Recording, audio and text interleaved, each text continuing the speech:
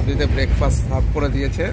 একটা সাংঘাতিক এক্সপিরিয়েন্সের মধ্যে দিয়ে গেলাম, কিন্তু পৌঁছে গেলাম আমরা আসানসোল। রাস্তাটা একদম মাখনের মতো, মানে পলাশ ফুল বিছিয়ে পড়ে রয়েছে।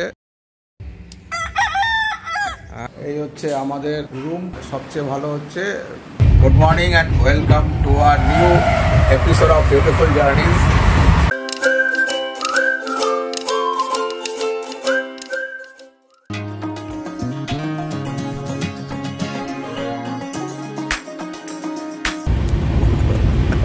সাক্ষাৎ থেকে একটা অ্যাডভেঞ্চারাস মতো হয়ে গেল, মানে ট্রেনে পা দিলাম আর ট্রেন ছেড়ে গেল। যখন মানে হাওড়া ব্রিজে আমাদের ট্যাক্সিটা উঠলো তখন বাজে 6টা বাজতে 3 মিনিট বাকি, আর 6টা 5-এ আমাদের ট্রেন। সকাল থেকে উবের, যাত্রী সাথী সমস্ত কিছু ট্রাই করেছিলাম, কিন্তু কিছুই পাচ্ছিলাম না। মানে স্বপ্নেও ভাবিনি হাওড়া ব্রিজে যখন আটকে গেলাম যে ট্রেনটা পাবো, কিন্তু ছিল।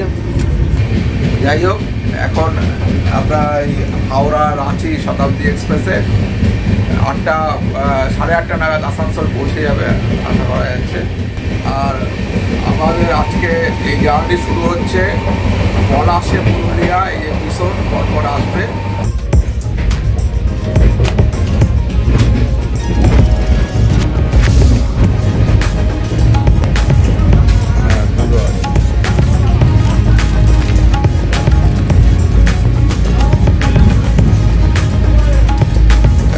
চা বানানো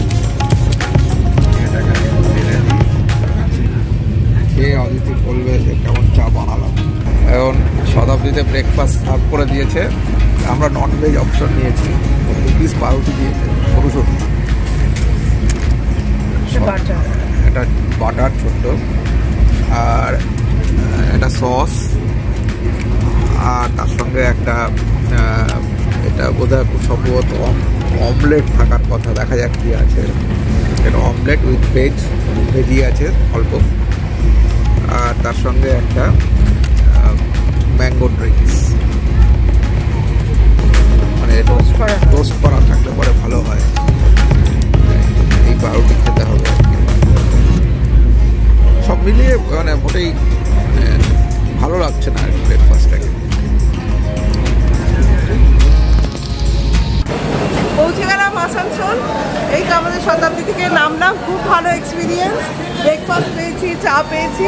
এইবার চলে এলাম সকাল 8:30টার আগে পৌঁছে গেলাম আমরা আসানসোল। এবার বরন্তি যাব। এবারে বরন্তির পথে আমাদের সঙ্গে আমরা একটু কো প্যাসেঞ্জারও পেয়েছি। আপনার নাম? চিন্ময় ঘোষাল। চিন্ময় ঘোষাল। আপনি? আমি বিশ্ববন্ধু দাস। আচ্ছা, ওনাদের সঙ্গেই আমরা একবারে চলে যাব বরন্তি। এখান থেকে কত কিলোমিটার দাদা বরন্তি? 38 কিলোমিটার। 38, ওকে।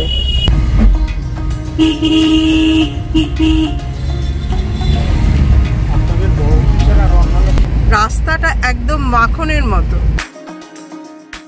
কলকাতা থেকে বরন্তি বা গড়পঞ্চকোট সার্কিট যেটা আছে পুরুলিয়া, সেটা আপনারা ট্রেনেও যেতে পারেন, আসানসোল হয়ে সুবিধে হয় যেতে। আর এছাড়া ড্রাইভ করে যেতে পারেন। মোটামুটি প্রায় 300 কিলোমিটারের কাছাকাছি রাস্তা। আমরা শতাব্দী এক্সপ্রেসে গিয়েছিলাম, এছাড়া ব্ল্যাক ডায়মন্ড এক্সপ্রেসও রয়েছে, সেটাও আপনারা যেতে পারেন। এখানে দারুণ সুন্দর চা পাওয়া যায়, তো আমরা চা খেতে দাঁড়ালাম। এটা হচ্ছে মোহন টি অ্যান্ড সুইটস, এবং এখানে চা তৈরি হচ্ছে। ঠিক আছে, আরেক কাপ হোক, আরেক কাপ হোক।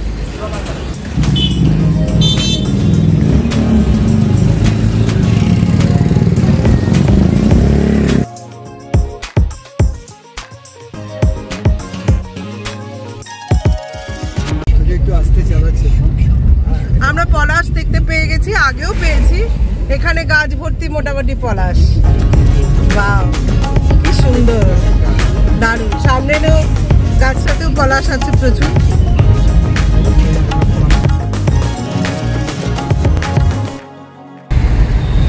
আমরা পুরুলিয়ার ডিস্ট্রিক্টে ঢুকে পড়েছি। এটা নেতুরিয়া গ্রাম। ওয়াও, গাছ পলাশ পুরুলিয়া ডিস্ট্রিক্টে সব জায়গাতেই হয়, বাট আপনি অযোধ্যা সার্কিটে গেলেও পাবেন, কিন্তু পলাশ সবচেয়ে ভালো দেখা যায় হচ্ছে কিন্তু এই গড় পঞ্চকোট সার্কিটে। সেইভাবে ডেস্টিনেশনটা চুজ করবেন।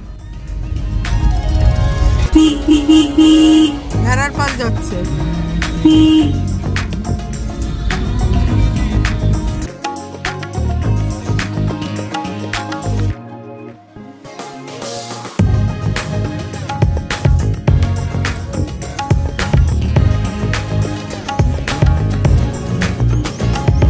কি পাহাড় এটাই? ওয়াও, 3x কোথায়?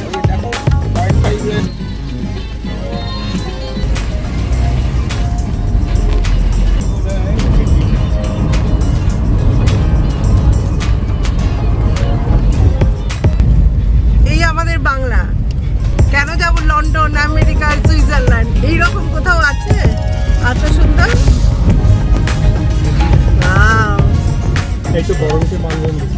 এটাই এখানে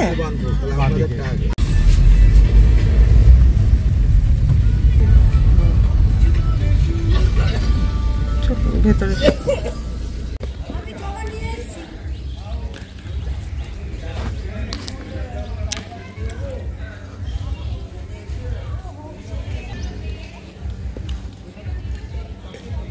এই হচ্ছে বরন্তী ভিলেজ রিসর্ট।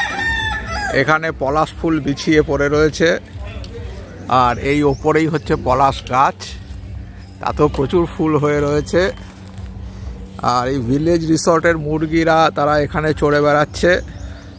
আর এইখানে এইটা হচ্ছে রিসর্টটা।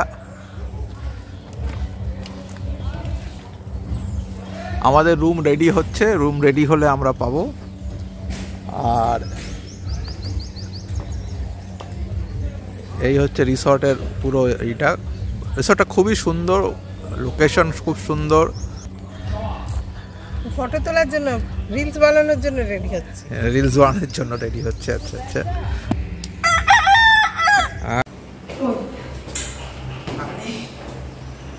এই হচ্ছে আমাদের রুম পলাশ 6।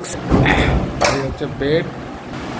আর সবচেয়ে ভালো হচ্ছে বাইরের এই ব্যালকনিটা সামনে। হ্যাঁ, এইখানে সামনেই পলাশ ফুটে রয়েছে। আর পুরো এইখান দিয়ে এই ডান দিকটায় পুরো পলাশের বাগান। এদিক থেকে লেকটাও ভিজিবল কিছুটা। আর এই দিকটায় হচ্ছে টিভি, এসি টেসি সবই আছে। তার থেকে বড় কথা এত সুন্দর একটা ভিউ। হ্যাঁ, ব্যালকনিটাই বের। ঘরে তো হ্যাঁ কতক্ষণই বা থাকবো, যতটুকু দরকার ওইটুকুই। ঠিক। কিন্তু ভীষণ সুন্দর, আমাদের খুব পছন্দ হয়েছে। খুব ভালো রুম আর খুব ভালো রিসর্ট। তাহলে আজকের মতো এখানেই এই ভিডিওটা শেষ করছি। পরের পর্বে আপনাদের দেখাবো পলাশে রাঙা পুরুলিয়াকে। সুতরাং তৈরি হয়ে নিন। আর সাবস্ক্রাইব করতে, কমেন্ট করতে এবং লাইক করতে একদমই ভুলবেন না। মনে রাখবেন, আপনাদের এই সাবস্ক্রাইব বা লাইক বা কমেন্ট এগুলোই কিন্তু আমাদের পথ চলার পাথেয়। তাহলে আজকে আসি, আবার দেখা হচ্ছে পরের পর্বে। ভালো থাকবেন সবাই।